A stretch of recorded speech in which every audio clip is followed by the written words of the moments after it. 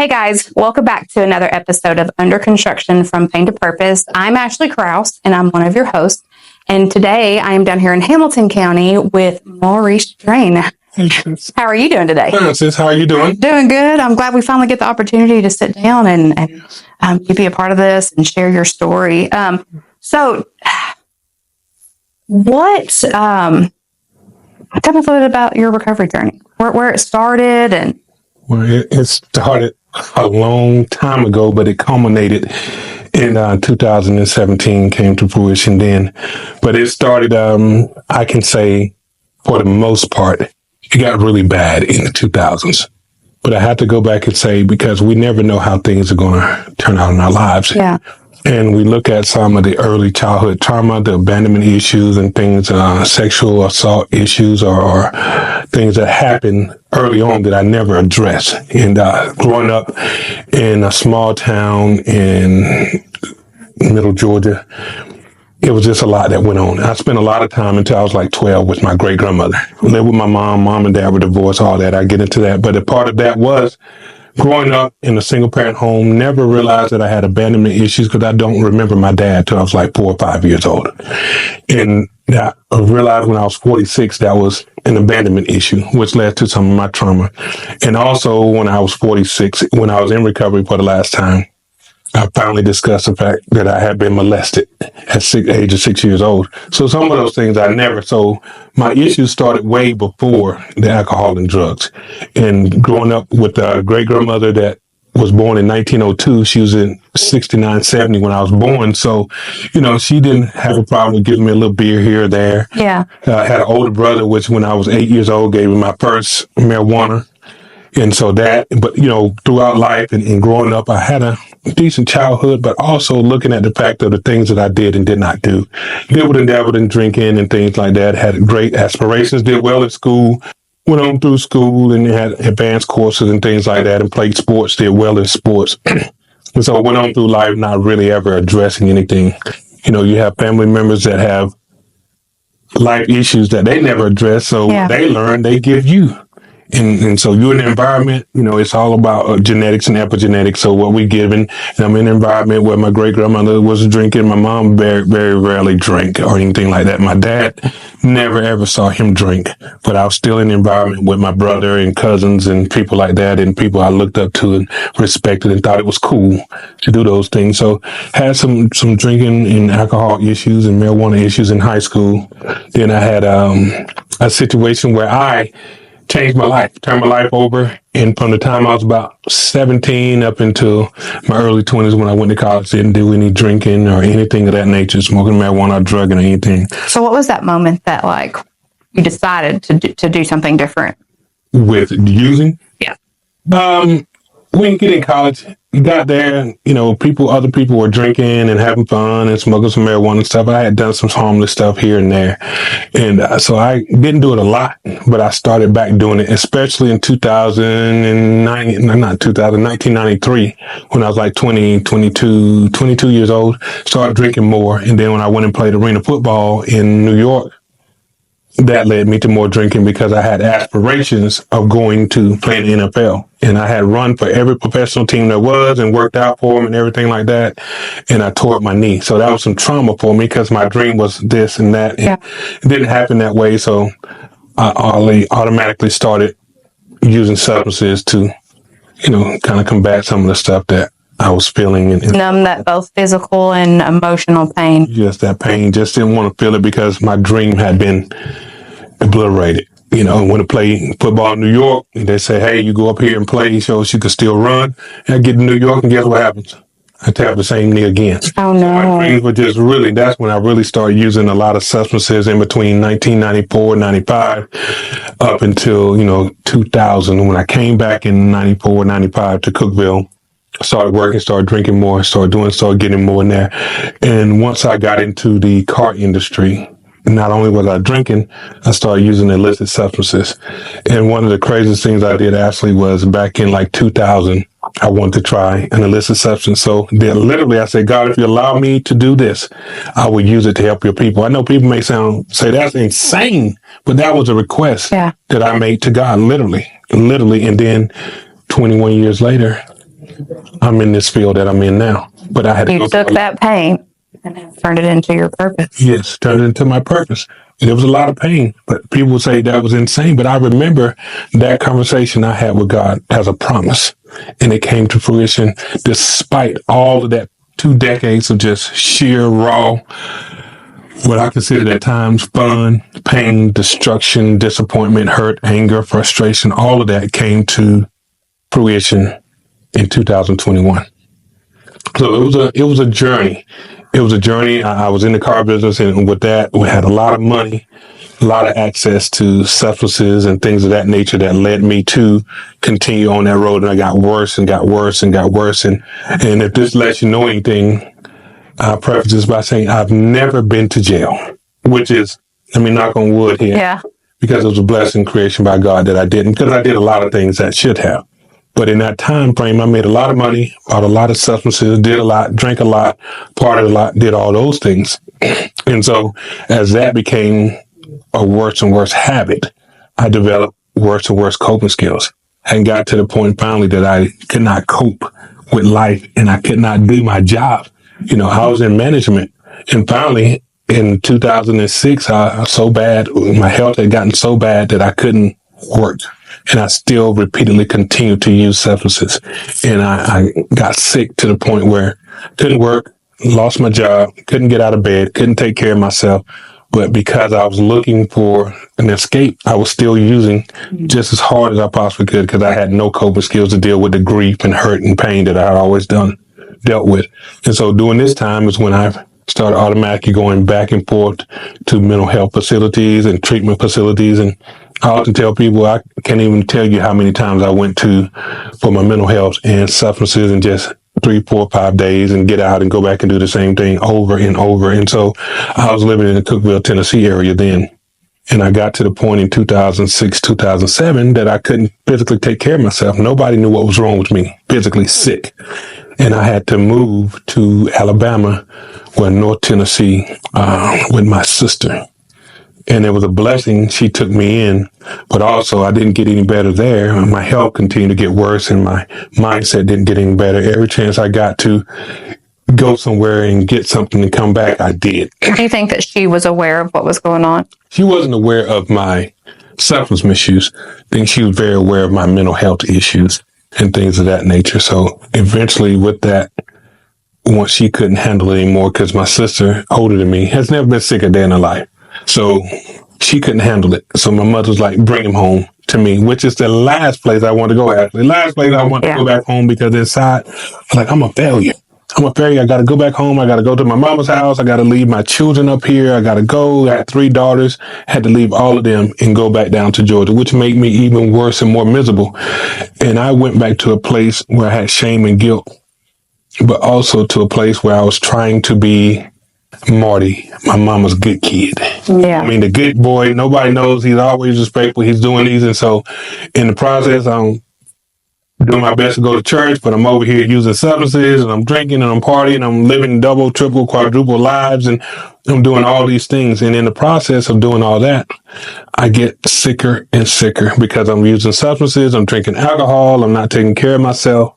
And so this started not only me continuously going to rehab centers like the detox and the mental health, because suicidal ideations and going into treatment centers and going into physically into the hospital because of my health. And so this was going spiraling on and on and on from 2008 up until 2010. And in 2009, I finally went in the hospital because I was so sick, couldn't get out of bed. And when I went in the hospital in March the 31st of 2009, I had been in the bed for 6 straight weeks. Oh, wow. And this is to show you how sick I was. I'm in my mom's house. I'm in and out of, being able to walk. And I'm using substances. I put a hole in the screen so the guy could bring and put stuff in there so I could get it. And in the time being, I have not been able to walk. So I'm using a wheelchair, primarily wheelchair and a walker. And so with those things intact, I'm still using as much as I can possibly use. Do you think your mom knew that there was more going on? I think she was concerned with my mental health. And I have to say she was very scared because on my birthday, which I have to add into this, threw me in 2013, really threw me into a spiral. My brother got killed on my birthday. So what I was actually doing that day, I missed the first 2 phone calls. I was actually using substances that day. And I finally called my mother back, and she told me what happened. My sister called her back, told me what happened. Then when I found out he had passed, I really went off the rails like that night. And so that led up to a lot later on. But in that process, I couldn't walk and stuff in 2009, go to the hospital. They figured out what's wrong with me. I spent a month in Emory Clinic Hospital, a month, learning how to walk again, dealing with it. And on top of all the illicit drugs and alcohol, they gave me pain medication. So I had a long acting and a short acting pain medication. So you add all of this together with someone with no coping skills that has a lot of trauma, anger, resentment, frustration, disappointment, grief, And now has access. has access legally to everything else. And so this goes on, and finally, it was a blessing and a curse. I got my disability. So what do you do when you get all this back money? You have access to some cash now, because for like 3 years I had no job, nothing. And so I just go off the rails, and as I learned how to get better and walk and stuff, I end up moving back to Cookeville. And I really get off the rails then for the next 2.5, almost 3 years. That's some more mental health facilities, more treatment, more things of that nature. But it really came to a head in 2013. After my brother passed, I got sick. And my mother was like, just come on back home. And so with that, I went back to Fort Valley, Georgia, and I was really disappointed. I just really hurt. I was like, I can't take care of myself. That all these things going on. Had to leave my children again and come back down. And so in that process, I really got bad. And I'll never forget, in the end of October 2013, I called my best friend in Cookeville. I said, hey, man, I'm coming up there visit for like 2 weeks, and I'm never coming back again. All the while, I'm consistently using and drinking and all this. And it was on the weekend. I went out with my cousins and my friends, and it was a homecoming, Fort Valley State University. Went out that weekend, hung out, and just did a lot of drinking. And by that Tuesday, I couldn't get out of bed. I couldn't walk, couldn't do anything, couldn't use the restroom. And my mom was like, you got to get out of here. You got to go. So that sent me back into the hospital again. You know what I mean? And then they sent me to physical rehab, and I stayed in there about a month. And so because all these, and the whole time I'm in there, I am actually having pain medication. They give me all this strong pain medication, so I'm still having access. So they're not aware that you've got a substance problem. Nobody's aware. So they think this is just health. Health-wise. And it had a lot to do with health, but also with my substances that I was using. And so everybody was thinking it's just really health and my mental health, because I was in the hospital and they were wanting to send me home this time. Well, not this time, but the next time I went back to the hospital again because of my health. But also my mental health was just absolutely out of the box. And I was talking to what I thought was a therapist, but I was talking to the discharge planner and telling them how I was feeling and thinking. And so next thing I know, I'm sitting in there. Somebody came in my room, sitting there just talking to me. And my cousin comes in and she's like, what did you do? I was like, what do you mean? What do you do? She said, you did something? I said, I haven't done anything. She said, you did something. They got a sitter here with you, And I was just like, I don't know. She said, what did you do? I said, I just told them how I was feeling, but my mental health was so bad, and I was talking about so much about suicide that they put somebody in the room with me and kept me. And then they sent me back to the physical rehab and mental health thing again. And so all the time, and all these times that I was in the hospitals and stuff, that I had access just to regular hospital, I would be calling people like, hey, can you slip me something up here? Or can you bring me this from home? Because I had a drawer full of stuff. And then this last time that I went to the thing, I had my whole little toolkit and everything in my room at my mom's house, all my stuff. And I guess that's when she really found out that I had a substance, because she went in, when I got back, she didn't say anything to me. When I got back, I realized she had cleaned out all the stuff that I had hidden and all that kind of stuff. She had gone in there. And so at that particular point in time, in like 2014, I think she really knew that I had a problem. And so I was up and down with my health, and then I was in the wheelchair back and forth, and I'm going to church and I'm doing these things, but yet I'm still over here living this life. Trying not to blow your cover. Trying to act like I'm masking it. Yeah. There's people keeping up in there. The more I did it, the more the word got out in the street. People like, you're doing this and you're doing this. I hear this. What are you doing with your money? And da. So I was just worse and worse and worse. And as it continued to go on, I got worse and I got worse. And finally, I say in 2016, I had gotten to a real bad point. I went to treatment again next to my last time, and I stayed there for 30 days. I went in there and I was like, oh man, I feel so good. And I come out, didn't apply one thing that I had learned. And so I was right back. I didn't have any coping skills. So in 2 weeks, I never get, I always tell this part of the story. But when people say they don't have a problem with certain things, me, I am the real deal. You give it to me, I'll do it. Yeah. Got a problem with it all. And so I come home and I go to my cousin's house. I say, and go over there. I'm in a wheelchair, and he always took up time with me, my cousin Rodney. And I said, man, let me get a drink. He said, didn't you just come from rehab? I'm like, I didn't go to rehab for that. And so I got a drink, and I took the drink, and next thing you know, I was out searching for what I really wanted. And so that just progressed, and I got worse. Well, when they say you really, all these times I can tell you, I go back, when they say you pick up right where you were left off and beyond, every time I picked up right where I was and went further, every time. And so this time it had really gotten bad. And it was in December, and I'll never forget, I was just really off my rockers, really out of my head. And I got in an argument with my mother. Remember, I'm in her house in a wheelchair doing all these substances and being disrespectful in the fact of doing substances in her house. And we got in an argument in December. I've spent all my money the first part of December already. And she literally says, get out. I'm in a wheelchair, no money, and it's cold. And so fortunately, some people gave me some grace and helped me stay in a hotel for a couple of weeks, which I didn't learn anything, actually. I was still calling people to bring me stuff in the hotel and stuff. And finally, my mother let me come back home. And as you know, I'm continuing to spiral, get worse and worse and worse. And so in February, I always did this ritual thing where, my birthday, I just didn't want to feel that hurt and pain. I just really got out of my mind on that day. But from after that day, my mental health was already shaky. But in March, I was getting worse mentally, seeing my therapist and all that, but nothing was helping. And in April, which was a little over 8 years ago, I attempted suicide twice back to back. I took a whole bunch of medicine, laid down. I'm talking about 60-something pills. Laid down, woke up, don't know how. And the next day, I did the same thing. I woke up again, and my words were, God, help me or kill me. Because that's how miserable I was with life and with the fact of using substances and disappointment and my mental health. I was really, really unstable. Would you say that was your rock bottom? That was my rock bottom. I didn't have anything else. I know my mom, much as she loved me, I was causing her trauma and grief. I needed to do something. I had to have some help. And so on May the 1st, I called 911, told them what was going on. They took me to the hospital, took me to detox, and I went into my last treatment center.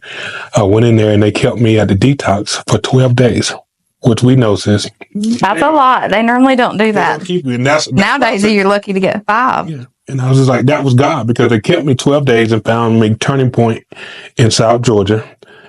And I went into Turning Point, and I had never been in a facility that size.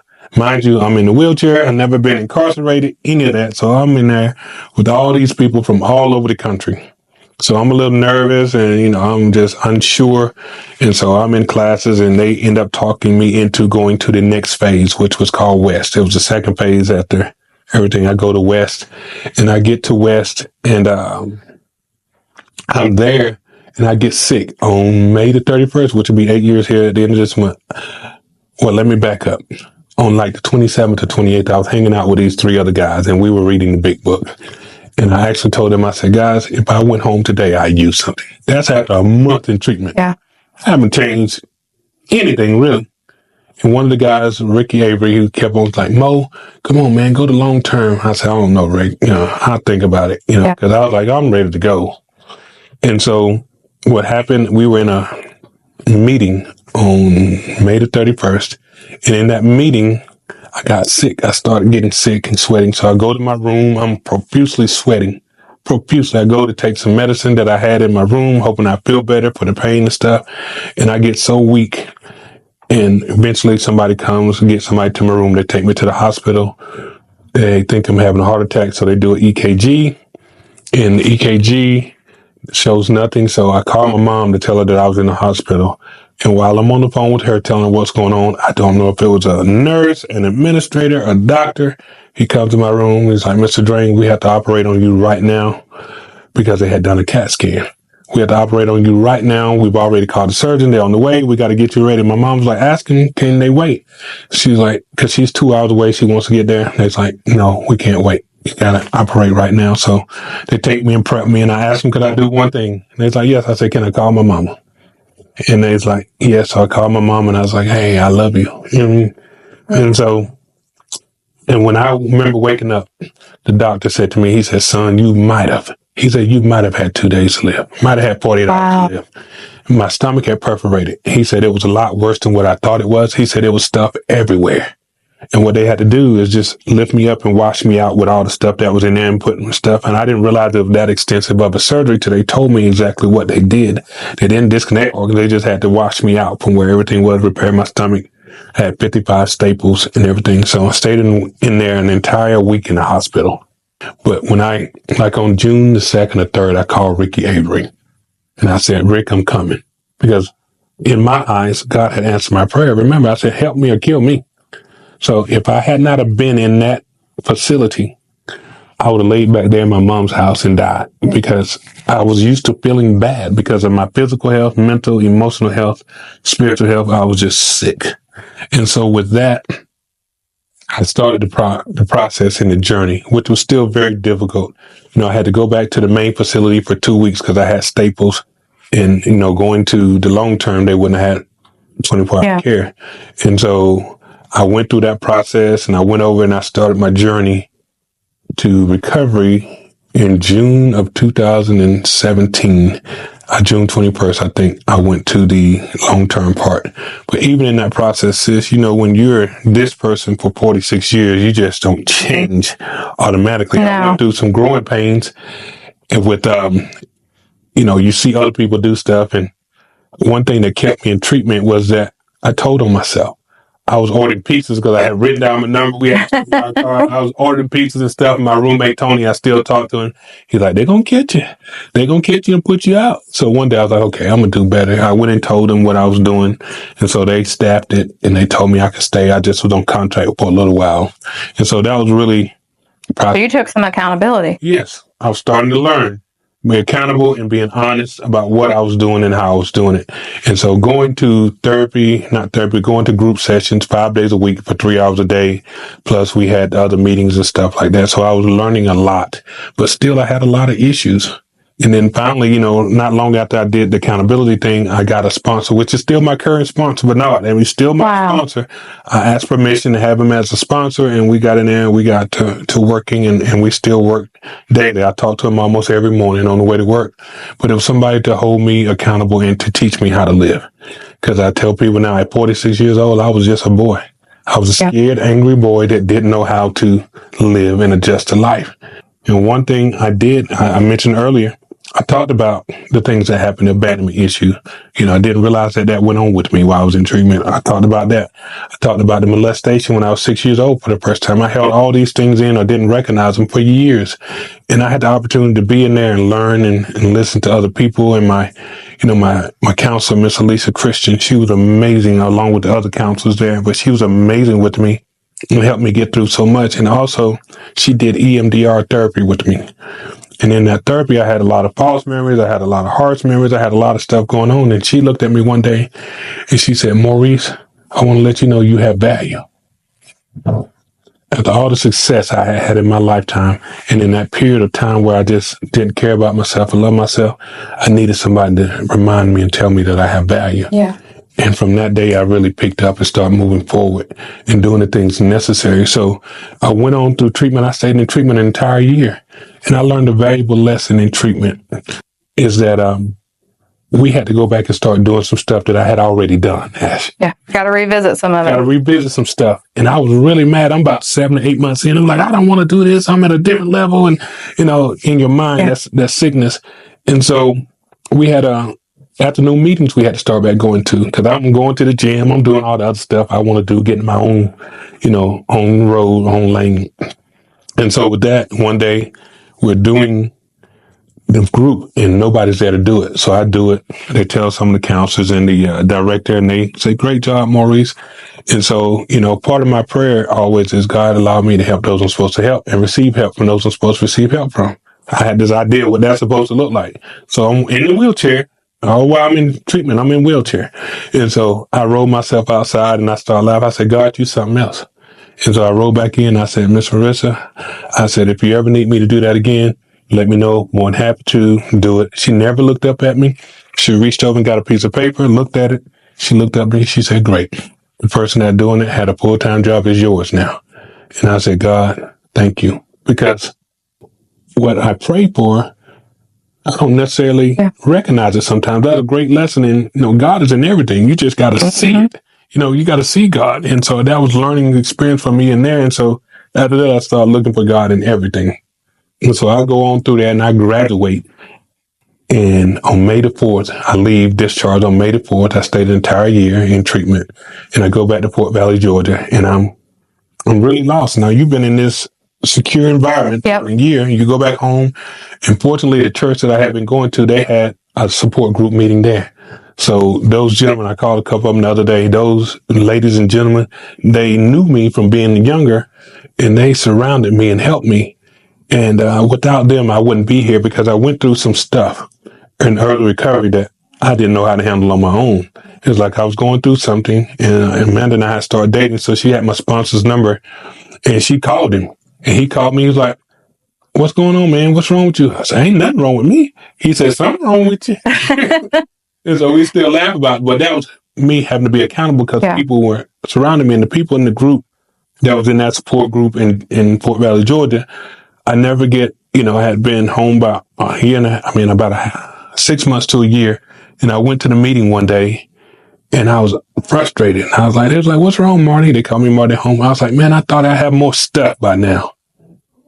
And they all laughed. It's like, son, this is not about stuff. This is about you being the best version of you that you can possibly be every day and being of service. And so I took that and I was like, okay, now I get it. I understand it because still, you got 46 years of this dude. Yeah. And now you over here trying to learn how to really live life and what life is all about. Because it's not about the stuff or things or accumulation or any of that. It's about how can we be the best version of ourselves for the Creator to go and work and help and do other things to be more productive. And so that took me off and I started doing stuff and supporting and going to church more and doing all these things. And things started to grow in my recovery. I was going to meetings. I was going to, AA meetings, NA meetings. I was going to church. I was reading. I was studying. I was helping other people. I was getting out of self. And so I'll continue to do these things in the process of me and my recovery. It wasn't about the alcohol and drugs anymore. It's about the coping skills and the habits and the behaviors and everything that I was being able to build. And I was learning that, hey, this is stuff that I have to do. And so finding your purpose. Finding my purpose. And so, I became a CPR, and what we call CPR is here, a certified peer specialist in Georgia. I did that in 2019. I did that. And so that was a mental health part. And I started working on those kind of things. I decided I was going to go get my master's. And I was like, no, let me do this first. So I started working on that and got certified in that. And then after that, things are just getting so much better, reuniting with my daughters and Amanda, and I'm getting better. And so my health is getting better. All these things are getting better. And so I continue to move forward. And in my recovery, I decided I wanted to get some cosmetic stuff done. So got cosmetic stuff to my out. And then I went to get both of my knees done in COVID. Okay. During COVID. So, this is God, sis. Yeah. When I went to get my first knee done, it was March the 10th, 2020. They kept me in the hospital for 3 weeks. Didn't let me go home during COVID now. So they did. I said, this is God. Because no, I don't need to be here. I need to be monitored. Yeah. And so I did that, got better. And then Amanda had moved to Chattanooga. I came to visit. And then I went back in June. On June the 3rd, I had my other knee done. They kept me in there for 2 weeks then. And so at the end of July the 3rd. At the end of July, I moved up here to Chattanooga. And in the process, I'm still on a walker. I'm still using a wheelchair. And I'm still just going about my business, going to meetings up here, doing all these things, continuing my recovery process. And so I was able to do some trainings and get certified in a lot more things in Georgia. And so while I was waiting, and then I finally called on Bill Gibson, Power Putnam. Yeah. I know Bill from when I lived in Cookville, found out what recovery was like here in the community, how to work in it. And so I did that. and I was just doing stuff, and then I went and did state to state. So I get certified here in Tennessee as a certified peer recovery specialist in mental health and addictive. So I did that. In the process, I asked the gentleman, how do I get continuing education? I was here. Who can I call? And he said, call Calandra over there at the coalition, because he had worked here. And I said, okay. So I called and I was talking to Miss Calandra, talking about all the stuff I've done, me being in recovery, because at the time I had been in recovery. That was in 2021. I had been on recovery, what's that, 3 years, 4 years? Had been in recovery 4 years, and I told her my story. And all the while now, I'm disabled. I haven't worked in 15 years. 15 years of chaos in recovery. And so I called her, I told her my story. She said, do you have a resume? I said, no, ma'am, I haven't worked in forever. She's like, get one. I said, okay. And so I sent her a resume, made my resume up, sent it over here to her. They interviewed me and they talked to me about it. And so I came in, they called me back and told me I had the job. And I had really since just actually started walking on my own without the walker or the wheelchair at all when I first started working here. So in September 2021, I had the job.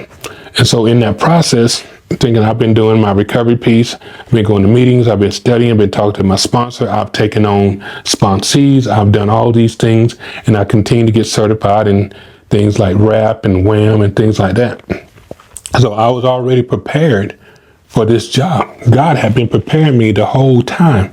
And the reason I got the job is because the gentleman that had the job right before me had just resigned. Had no clue at all. That's why I said it was a God thing for me to be.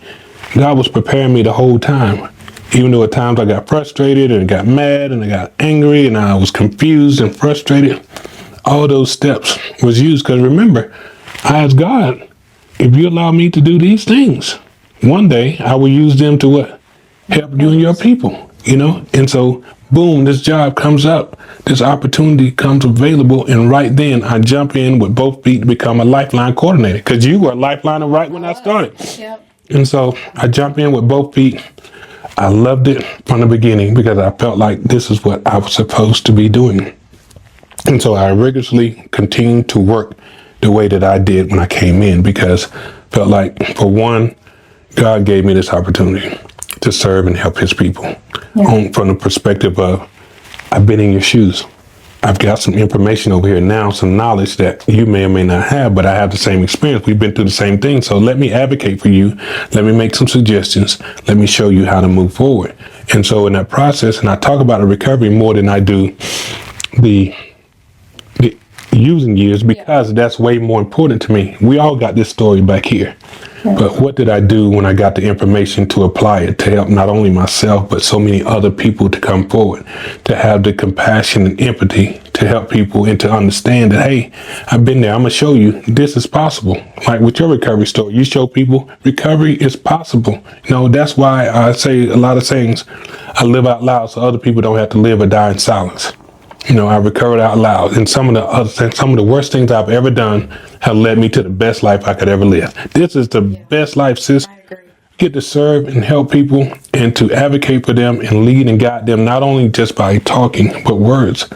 And being a lifeliner for the Tennessee Department of Mental Health and Substance Abuse gave me an opportunity to go out and tell my story to combat stigma, help people find resources to get into treatment, go out and help start support groups, and go out and learn how to do trainings.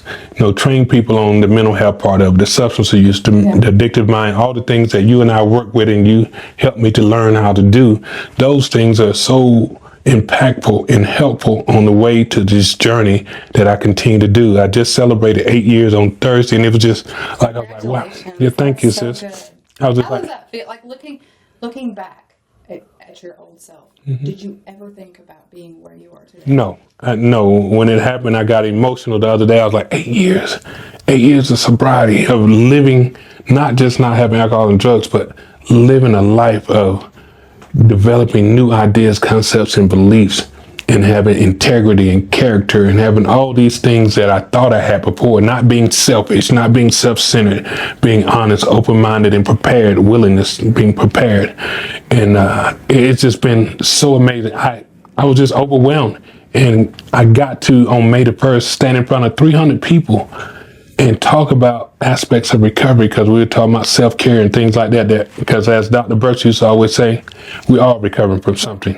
So talking to people about recovery, not just sobriety, but recovery and how we live our lives. So overwhelming, sis. It just absolutely overwhelming that I get to live this life. That I never even imagined how good this life would be without having the fun. And then I talk about the group in Fort Valley, is that I would see people in that group that had 10, 20, 25, 30 plus years, and they'd be laughing and having fun. I was like, I want that. Yeah. And that's the life I get to live now. Whenever I get to see you, or we go to conferences and stuff, we're all having so much fun and laughing and imparting each other. Not to say that life doesn't come, sis. It comes. We just deal with it differently. We know how to deal with it better. We have better, truer coping skills now than I ever had before. And I'm in a better place mentally and emotionally than I've ever been. Because I'm accountable. You said it earlier. I am so accountable for what I do. If I do something, one thing my sponsor and I say to each other every time we get off the phone is, if I do something, say something, or think something to harm myself or someone else, I must make amends quickly. Yeah. I can't let this thing fester. I have to go forward. Because I'm 46'8". I'm not going to clean it all up until I, take my last breath. I'll be in recovery. So I'm working on being the best version I can be on a daily basis, evolving the spiritual aspect, getting closer to the divine creator God, getting closer, being a better human being, helping as many people as I can. And I heard Denzel say, and I live with this, Denzel Washington said one time, he said, when he leaves this place, he hope he gave more than he took. Oh, wow. And that's where I'm like, I hope I give more than I take. And I just want to continue to recover and grow and be the best person I can be. It's about progress, not perfection. You know what I mean? Because I don't have to be perfect. And that's something that I used to want to be in my life. I got to get this right. I got to be perfect. I got to be this way or that way. No, I just got to be unapologetically me. Yep, very much. I don't have to be this fake stuff or whatever, or be somebody that I'm not. And I've learned, I heard Nathan talk about one time, he's like, the imposter syndrome. I was like, what is that? Didn't know what it was. But then I don't have to deal with that. Like he doesn't have to. You don't have to. We belong in every space that we're allowed to go into. And that is because we have the experience. We have the life to live and show. And the results are just speak for themselves. We have the opportunity to help so many people. Not only other people, but most importantly ourselves. Because I talked about the airplane theory the other day. The airplane theory is when something goes wrong in the airplane, who's the first person you take care of? You put your mask on first. Yep. So first I got to take care of me. I got to be righteous in the way of being honest, open-minded, and willing. And then I can help other people. I can't just, it's not just all about me. It's many diverse ways that we get to help people. Many diverse ways that we get to bring people together. Community. Because I'm about teamwork. That's all I've ever known playing sports. If I'm with you, I want all of us to work together, because that's the only way. We got the faith community, the medical community, justice involved. We got so many pieces out there. It really is a community effort. It has to be, sir. It has to be all of us working together to help people get the help they need, want, and deserve. And that's how we help solve this crisis that we have, by working together and being empathetic with people, being understanding that, hey, it's, as we say, we say, it's not what happened. What's wrong with you is what happened to you. What happened to this individual? And reading a book called The Four Agreements. Oh, I've already read it. Yeah. I've actually read it a couple of times. It's really good. They have a sequel out to it, by the way. I get the sequel. Didn't know about the sequel. Yeah. Being impeccable with your word, not taking anything personal, not making assumptions, and being the best version you can be. And that's why I tell people now, laugh and joke, I want to be a 2 or 3 year old in my thinking now. I always want to know why. Why? So I can gain better understanding, not just of the situation or the person, but me. Why? So I can understand better. So it goes back to when we know better, we do better. Yes. So asking those questions is so important. It is. And sitting in, and I hate to do this on camera, but this is something I do. We hear that, sis. Yeah. But when I'm listening to somebody, which is what we do as spirit recovery specialists, I'm watching the body language, what they're doing, the head move, the facial, the nonverbal clues, and I listen to people now.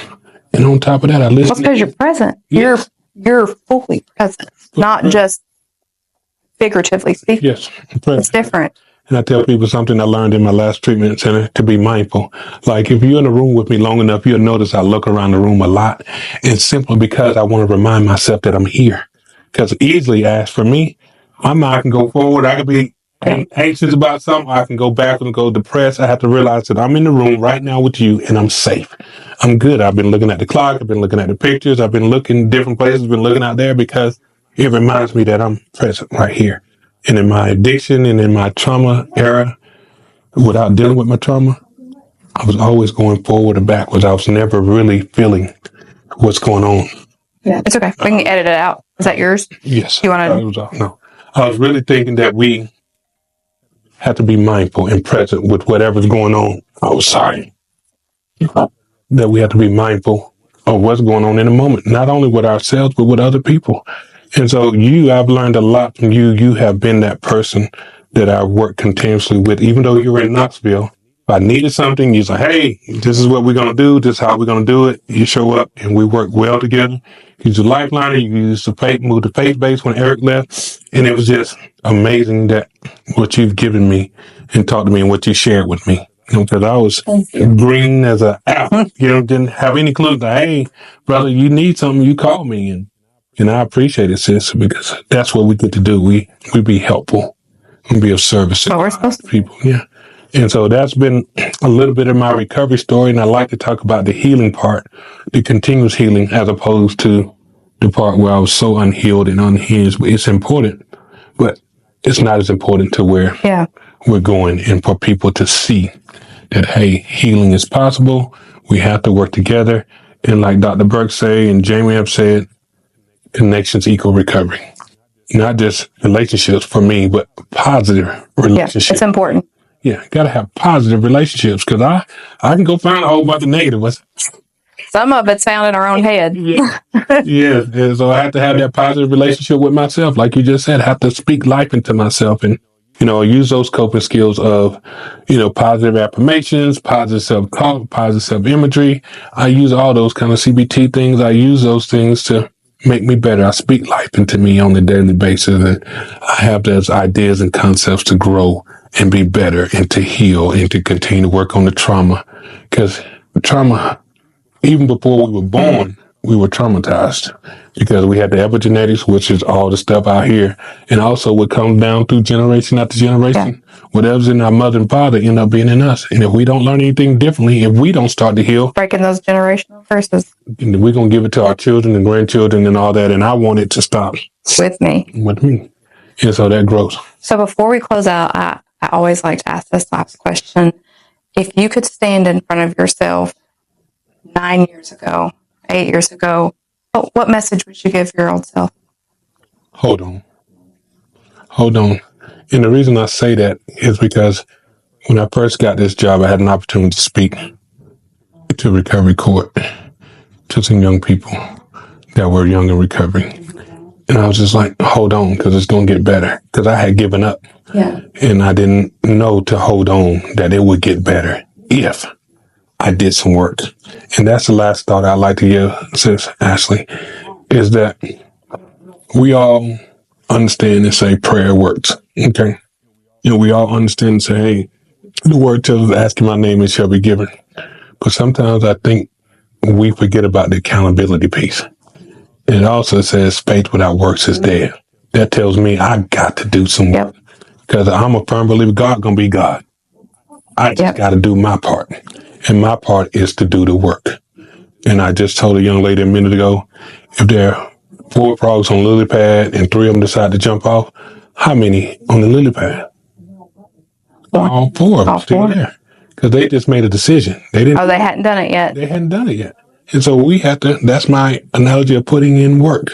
I have to work every day for my recovery, actually. Every single day. Because it's like going up a down escalator. I'm walking up the down escalator, I'm working on my recovery. I won't go to the bottom.